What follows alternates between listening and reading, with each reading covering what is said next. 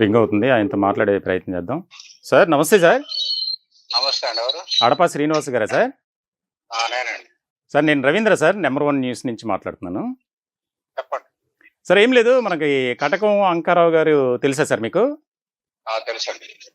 Sir అదే ఇప్పుడు ఆయన మీద ప్రమీల అనే మహిళ తీవ్రమైనటువంటి ఆరోపణలు చేసింది. ఒక వ్యవహారానికి సంబంధించి 14 లక్షలు నేను ఇచ్చున్నాను, దాదాపు 40 లక్షలకు పైగా నన్ను డిమాండ్ చేస్తే నేను అంత ఇచ్చాను, నన్ను మోసం చేశారు, నా డబ్బులు నాకు ఇప్పించండి అని చెప్పి రకరకాలుగా ఆమె పోలీసులను ఆశ్రయించింది. సోషల్ మీడియా వేదిక కూడా వీడియోస్ రిలీజ్ చేయడం జరుగుతుంది. అదంతా ఫేక్ సార్. ఓకే. ఎందుకంటే సార్ ఆమె ఫస్ట్ కొంతమంది దగ్గరికి నాయకుల కాడికి పోయింది. వాళ్ళ పేర్లు దాచపల్లి తంగళ సీను. ఓకే, ఎవరండి ఆయన?